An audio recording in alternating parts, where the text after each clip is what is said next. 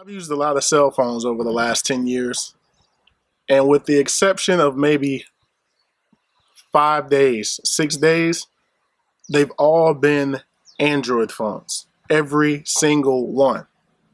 I've used from the very beginning the T-Mobile G1, which is the very first Android phone. I went and I used the MyTouch series. I've used LG devices. I've used HTC devices. I've used Samsung devices. But for the most part, I've stuck with the Google Pixel and Nexus lines of devices. Those have always been my most favorite Android devices. All right. This right here is the Google Pixel 2 XL. All right. I've always stuck with Android over the last decade. It's been my operating system of choice as it relates to cell phones. But that all changes right here with the Apple iPhone XS Max. Why did I switch to this, and why is this staying in my pocket? I'll go ahead and explain that in this video. So why did I decide to switch from Pixel to iPhone? All right, so there's a few reasons. The very top of the list, the very first thing is I just wanted a new experience. It was time for a new experience. I've been using the same operating system, the same Android for 10 years. That's a long time. That's a very long time to be using the exact same thing over and over again. All right. And no matter what features are added, no matter what different tweaks that Google may have made, at the end of the day, I still felt like it was time for something new. I wanted to give something new a shot. I just wanted to try something brand new. In 2012, I tried Windows Phone, and I went to the mall. I grabbed, I think it was a Windows Phone 8X. I could be wrong on that. Don't quote me. I went and I tried the phone. I really liked that phone. I thought it was going to be the one to convert me from Android to Windows Phone. And I got it home. I had it all set up. I used it. Less than a day later, roughly 13 hours later, that phone was on the way back to the mall because it did not have Google Apps. All right. And that's something that this particular iPhone wins for, because not only does it have Google Apps, but in some cases, the Google Apps that are on this iPhone, they're here on this iPhone, they run better than they run on Android, which is crazy. It's crazy that something such as, Gmail or the YouTube Studio or YouTube itself, some of these Google-made apps run better on the iPhone, which is, it's ridiculous. It's ridiculous how Google makes certain things better on the competition's devices. I don't understand how that works. Even using Chrome on the iPhone is better than using Chrome on Android. I don't get how they do that. It's mind-boggling how that works. In addition, I just think that, the way that things run, the way that the interface is on the iPhone, it's just what I was looking for. It's something that was brand new to me, and I like the way that this works. I've been threatening to use an iPhone for years. I said, as soon as as soon as Apple makes a phone that's bigger than, back in the day, the original iPhone 3G and 3GS and the 4s, they're all really little. They're like this big. They're real little. I put my hand around it and cover up the whole screen back in the day. I said, Apple needs to make a big phone, a big screen phone, then I'll get one. And they did, and that was around the iPhone 6. I tried that for 3 days, took it back. Take it right back. Couldn't do it. I wasn't ready to make the switch. Then they made the 7 Plus, the 8 Plus. I liked the 7 Plus a lot, and I was that close to making the switch.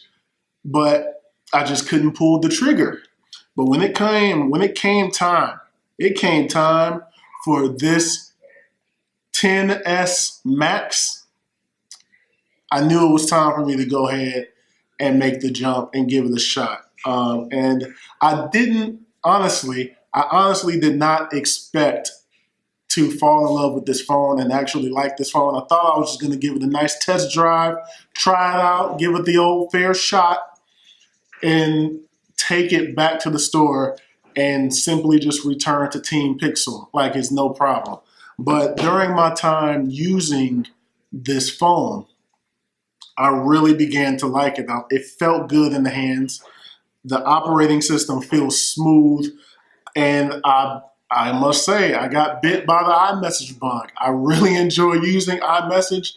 I like the things that you can do in iMessage. It just seems like a better form of texting and communicating with your friends than on the Pixel. The Pixel's same version. While the new messaging on the Pixel is improved, I think iMessage is a lot better. And not only iMessage, but other apps such as Facebook and Instagram and Twitter, and all these apps run better on the iPhone. It's just crazy. So let's go ahead, switch views, and we'll get into more of this right here. All right, so one of the things that I really enjoy about this iPhone is the ability to do the facial unlock, which is basically just this. And I don't know if you all can see that it just instantly unlocked. Let me lock it back, put it down, pull it up. Boom, unlocked, and I'm in there. That, to me, is just as quick as me grabbing the Pixel and boom, with the fingerprint on the back, and it's unlocked. It just works the same. It's just, I thought that was going to be something that annoyed me at first, was that I could not just put my finger. It took a little bit to get used to because I'm constantly with a finger on the back here to unlock the phone. You know what I'm saying? Boom. I'm constantly doing that. So for a while, I have my finger here on the back of the iPhone trying to unlock it, and nothing's happening. So it was a little confusing, but I've gotten used to just boom, boom, boom, open. Put it down again. There. We're open. Just all you gotta do is look at it. It works perfectly fine. I know you can do that on the Galaxies, and I know you all saw my video that said, is the Galaxy Note 9 worth it? I couldn't do it. The Note 9, I just couldn't do it. I tried it. And that is the phone out of the three that did not make it back to Spain from my vacation. It didn't make it back because I just couldn't do it. The minute I got the Note 9, I set it up exactly to look like this Google Pixel. I set it up exactly to look like a Pixel. And I said to myself, if you're going to do that, why not just have a Pixel? If that's the way you want your Android to look, why not just use the one that it looks like already? Why not just use the Pixel? So I sent the Note back instantly based off of that. Nothing wrong with that phone. If you do not have one of these two devices that are in front of me, if you do not have a Pixel, I know the Pixel 3 just came out, or it will be released tomorrow, start shipping tomorrow. If you don't have a Pixel 2 XL or a Pixel 3, you don't have an iPhone, you should have a Galaxy. You should have a Galaxy Note 9. No other questions asked. That is definitely third place phone for me. In my humble opinion, as it relates to these tech devices, Note 9 is number 3 behind Google's Pixel line and the iPhone line. That's it. There's no other choices after that. All right? But it wasn't enough to sway me from either one of these two devices. All right? So I'm unlocked again. One big thing as a content creator, as somebody that does music, that does videos, I said to myself, I've been saying this for years, I said, Google needs to create something that will allow somebody to do video editing or music editing natively from their devices. They don't have one. Yes, you can download third-party apps, but Google is the owner of YouTube. So I feel as if Google should have a video editing app, something in their software that you can upload your videos that you film on camera and put it on their software so that you can create your videos, and Google doesn't have that. But on this iPhone, you go here, boom, and there it is. You have iMovie right there, and you have GarageBand there for your music needs. Apple allows you to do that. Google doesn't allow you to do either thing. And I will utilize both of those two apps because I do music and I also do video. Google doesn't have an answer to that. But I'll also tell you one thing. Last year I made a video and I said to myself in the video, I said to my audience, I said to you all, I said, hey Google, make a Pixel watch. If you don't remember that, you can go back and check that video. I said, hey Google, make a Pixel watch. And there was buzz about it. There was hype about it. There was a lot of rumors about it saying that it was going to happen. It was confirmed that this was going to happen this year at Google's press conference. When they announced their new devices, they would be announcing a Pixel watch. Google didn't announce a Pixel watch. They announced a new form of their operating system for their watches with Wear OS, but that was months ago. They did not bring a watch to the table. So you know what the clincher in my switch to iOS was? This. This is the Apple Watch, boom, 4. There is no answer for this on Google. There is no answer for this. And ladies and gentlemen, this watch is just too sweet. Like, initially when I went and got the phone, I didn't get the watch because I knew that if I got the watch, I was sold and I was gonna be on Team Apple.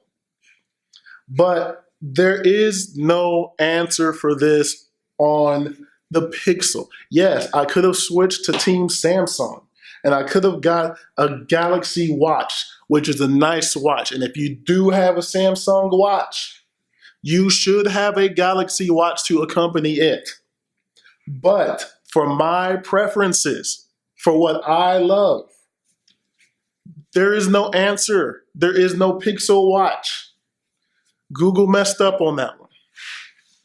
So that's not to say that everything is absolutely perfect on Team Apple, because it's not. It's not perfect over here. There are some things that I feel that they got me for. Now, I will say, and I need to quote Flossie Carter, because I will need to say that the price of this phone is too goddamn high. It is absolutely, this, as well built as this is, and let me take this out of this case, because initially you all saw that I had a different version of this phone when I did the initial video. But you see now that this is black. I switched out, and this is now the black version, or excuse me, the space gray version of this device and not the white. So the price of the phone is too high. It's way too high. And I mean, it is a quality device, but it could be a few $100s cheaper than what it is. It's just too much. That is where the Note 9 won. The lowest version of the Note 9 is 128 gigs, and it goes for $999. The second highest version of it is 512 gigabytes, and it goes for $1,250. The low version of the iPhone XS Max is $1,099. The next version of that goes for the same price as the 512 gig version of the Note 9. That is where Samsung wins. If you want to get 512 gigs on Apple, you got to spend another $200. The price is too goddamn high. Flossie Carter's right. Can't deny that. But be that as it may, it is a quality device. Another thing that I feel like Apple might have ripped me off and everybody else off of is this is a phone that offers fast charging capabilities. And Apple does not include fast charging out of the box. They give you the same little tiny brick in all these devices, and they do not give you the fast charging brick. Apple is dead wrong for that, and they should include the fast charger in the box. I mean, no questions asked. This Pixel from last year, the Pixel 1 from the year before, the Nexus 6P from the year before, the Samsung Galaxy S6 from years before, all came with fast chargers out of the box. There's no way that in 2018 that a phone that supports fast charging does not have it out of the box. There's no way. There's no way that I should have to pay an extra $20 or so or more to get a fast charging brick. Apple rips you off on that. In addition, you'll see here, no headphone jack. That's cool. Mostly I use Bluetooth, so that's fine. But I do have one pair of headphones that will require me to use the cord.